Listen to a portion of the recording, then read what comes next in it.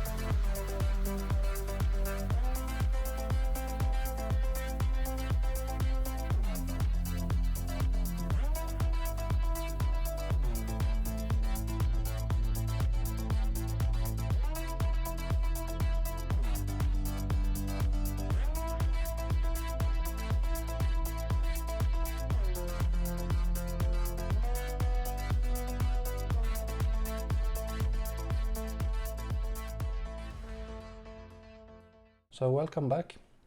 Now I will talk about the specs on the screen. As I said, it's a 32-inch screen. It's a 4K. It's an IPS panel. We can get 144 Hz via HDMI 2.1 and DisplayPort 1.4. We also have, I think we have like 3 display ports and 1 HDMI, so you have many options there. You can also have 120 Hz via USB-C, which is nice.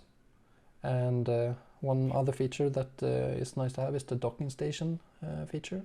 So you can basically just plug in your PC via USB-C, and you will get power from the computer to the laptop. So that's a really nice feature, especially if you only have one screen that you want to plug in. I mean, I have here multiple monitors, but yeah, it's not really needed, to be honest. This is just my old monitor that I'm still using. And of course we have 1 milliseconds response time.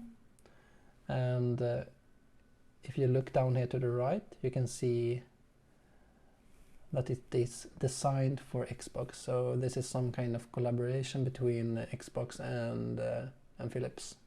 It's not really, doesn't really mean that much, to be honest. I mean, you can plug in the Xbox to, I guess, any other screen that has the similar amount of or similar specs, and you're fine.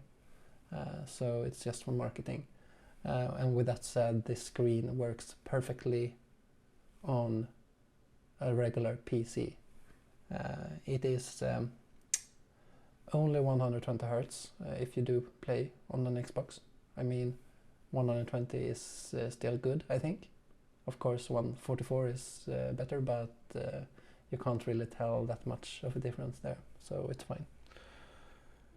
And we have the ambiglow, or the ambient lighting on the back, on the sides, on the top, on the other side, and then also on the bottom. And I do think like the lights are nice for regular surfing, because it makes the room feel very comfy. So I think it's a nice effect. Also with like watching a movie, it's also a nice touch. However, when playing games, it can be distracting. So someone will maybe consider turning it off. So, but that's okay. I think it's a nice feature, and I also think that it's for this price point. I think it is nice to have it. And then we have the stand here. It's a very heavy stand. It's like all metal. So the screen, I mean, it wobbles a bit here, but it's not that crazy. It's very stable. You can really feel the quality when touching this one. And the T design here, it looks very good, but it also makes it possible for you to like place other things here that otherwise wouldn't be possible. So for example, I have a wireless pad here for my my phone. I also have a HP docking station for a laptop, and this docking station is then power up to the monitors, both my monitors, but you can place a laptop here maybe. So, and there's plenty of space really, and I also think it looks great, as I said. And adjustment, you can move it like this, and of course tilt it as well. You can't rotate it 90 degrees, but I don't think that's a problem, since you can't, or you probably will not have this screen as a secondary, I think it's called a vertical monitor or something. So I think that's fine, it's okay. It also has some speakers. You have two pieces, or two speakers that are 5 watts each. So 10 watts you have. It's not much, but it's good enough for just watching YouTube, and if you don't want to have your headphones on you. So that are the basics specs about the screen, I would say. And now to the point where why would someone buy this really? I want to say that the screen is not cheap. I bought this one for 11,000 crowns, Swedish crowns, which translates to or converts to around 1,050 euros. I think I will just wake it up. There we go. So it is expensive, but it also gives you a lot of screen for that money. You can't really find a similar monitor for the same price, or much less at least. So I personally was looking for a screen that looked great, had 4K like this one. I wanted a maybe 30 to 32 inch screen. I feel like 32 might be a bit too big, but still it's nice to have it. I mean, you want to use the 4K, so 32 is a very good screen size for 4K, I think. And one other thing is that I also wanted a gaming monitor, since I do play some games, especially Escape from Tarkov recently. And playing on 60 Hz is not great.